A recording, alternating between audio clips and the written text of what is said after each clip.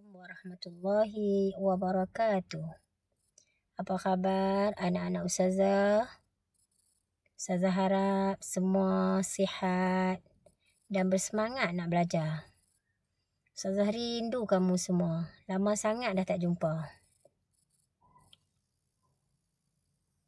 Okey, hari ni Ustazah akan teruskan pembelajaran kita Pendidikan Islam tahun 6 yang bertajuk Pembukaan Kota Mekah. Pembukaan Kota Mekah merupakan tajuk daripada bahagian sirah.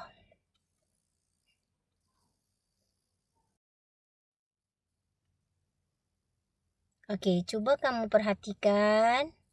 Okey, cuba tengok gambar tu. Gambar apa ya? Mungkin ada yang pernah tengok dekat TV. Mungkin ada yang pernah tengok depan mata sebab dah sampai pun di sana. Di Masjidil Haram. Okey, ni merupakan Kaabah yang menjadi kiblat kepada semua umat Islam. Cuba tengok di sekeliling Kaabah tu. Apa yang putih-putih tu? Orang Islam yang sedang bertawaf. Ramai. Kalau kita tengok kecil-kecil tu mungkin jutaan. Ramai sangat. Okey, sebelum daripada kita dapat melakukan haji tu, ada satu peristiwa yang berlaku iaitu berlakunya pembukaan kota Mekah.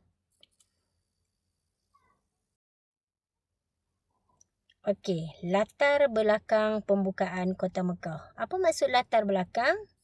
Latar belakang tu maksud dia nak cakap bagaimana boleh berlaku pembukaan kota Mekah. Okey, kita tengok macam mana boleh berlaku. Yang pertama, musyrikin Quraisy Mekah telah mengkhianati perjanjian Hudaibiyah. Ini bermakna perjanjian Hudaibiyah dulu berlaku, barulah berlakunya pembukaan kota Mekah. Anak-anak ingat tak?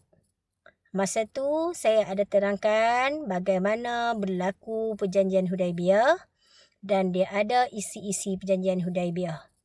Okey, musyrikin Quraisy Mekah ni dia telah mengkhianati salah satu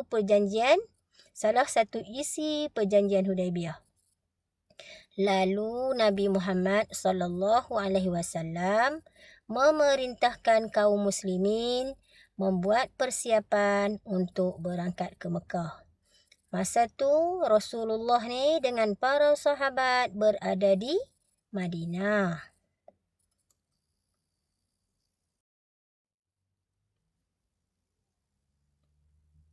Okey.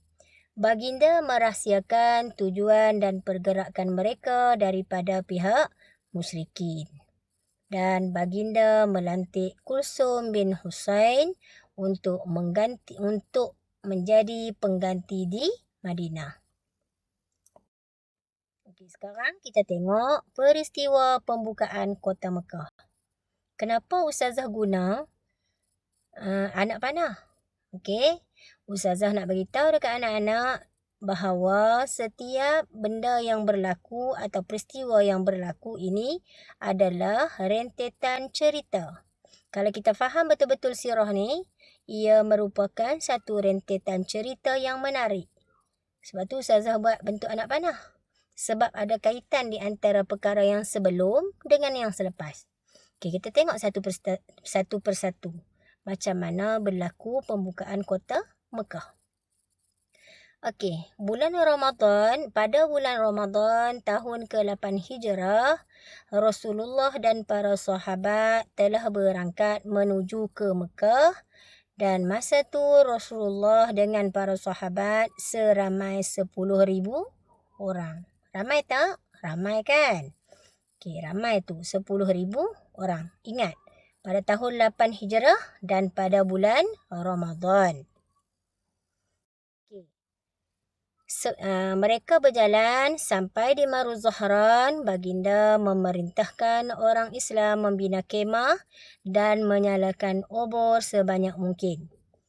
Okey, mereka membina kemah untuk berhenti, rehatlah dan menyalakan obor pada waktu malam. Kenapa nak nyalakan obor bagi banyak-banyak? Sebanyak mungkin ni. Supaya musyrikin Mekah merasa gerun. Bila musyrikin Mekah tengok, ui, bercahaya, banyaknya obor. Ramai mereka ni. Okey, jadi mereka rasa gerun tak? Sudah tentu mereka rasa gerun. Sebab mereka fikir ramai orang Islam yang datang daripada Madinah. Kita tengok lagi. Di Zultua, baginda memerintahkan supaya kaum muslimin masuk ke Mekah melalui jalan yang berbeza. Okey. Jalan yang berbeza ni ada 4 penjuru. Maksudnya, orang Islam diperintahkan oleh Rasulullah masuk melalui 4 penjuru. Kenapa kita nak buat macam tu? Kenapa orang Islam nak buat macam tu? Supaya dapat melemahkan kesatuan dan kekuatan musyrikin Quraisy. Bila mereka berpecah, jadi musyrikin Mekah pun terpaksa berpecah. Jadi kesatuan mereka pun jadi lemah. Tengok lagi, di Zultua juga baginda mengingatkan orang Islam supaya tidak memerangi kaum musyrikin Mekah kecuali apabila diserang. Maksudnya Rasulullah telah memilih keamanan. Bukan masuk Mekah, bukan buat pembukaan kota Mekah tu dengan cara menyerang orang kafir. Bukan. Tapi nak masuk secara aman. Okey, orang Islam masa tu di bawah kepimpinan Khalid bin Al-Walid telah diserang tetapi berjaya juga masuk ke Mekah.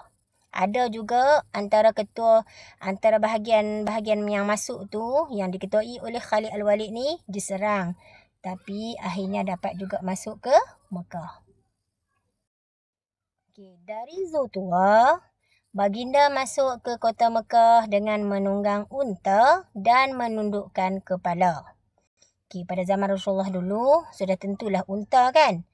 Dan masa tu Rasulullah dan para sahabat menundukkan kepala tanda merendah diri, tawaduk kepada Allah serta bersyukur kerana dapat membuka kota Mekah.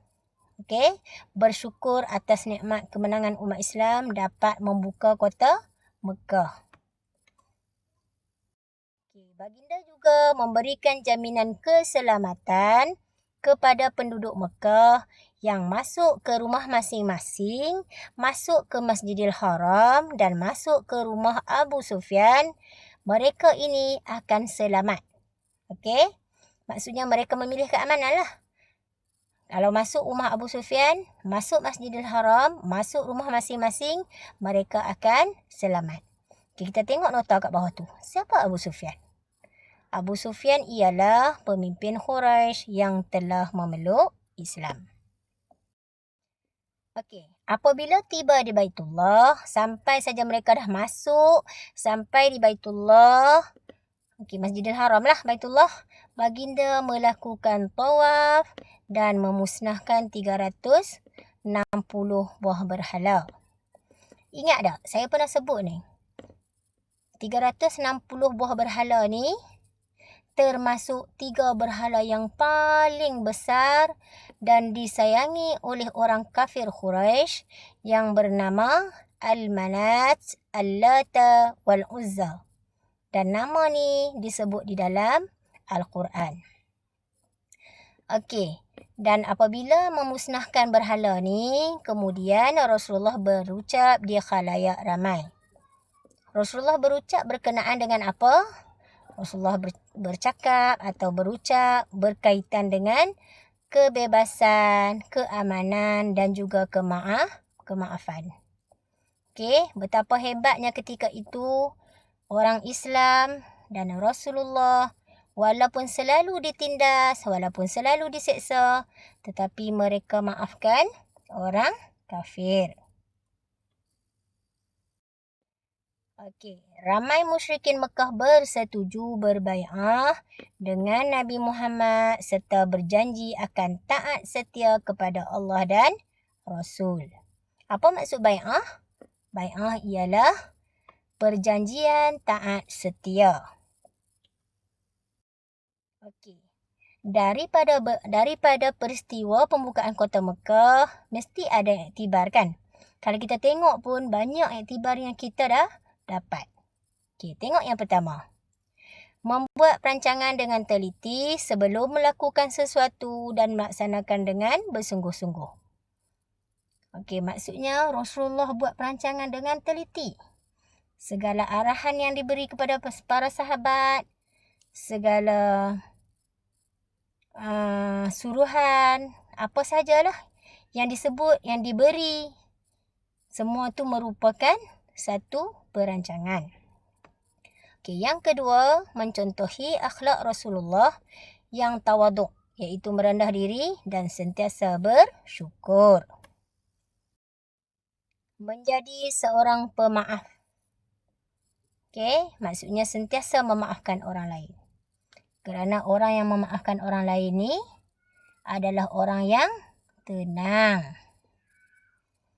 Dan akhir sekali, mengamalkan sifat sabar dalam kehidupan.